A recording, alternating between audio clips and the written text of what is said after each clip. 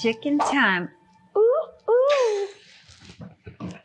Hey guys, this is an amazing recipe if you like chicken and you like spices. Fried chicken. Good fried chicken without the bad stuff. Keto. This is it. This is it. It is, of course, organic chicken, and it is marinated in buttermilk overnight.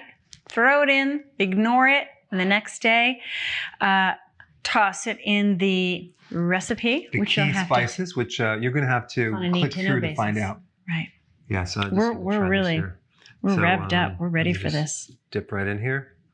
Oh, you know what? I have a piece that's like with no bone. It's like a chicken nugget.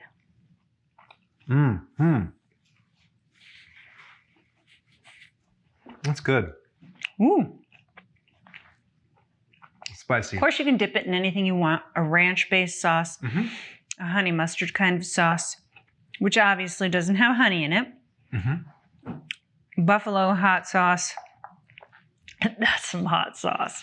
The hard part is trying to have a recipe that without the wheat breading. This is it. This is it. So now It's delicious. The recipe you've been waiting for. Make it. You're going to love it, guys. Check it out.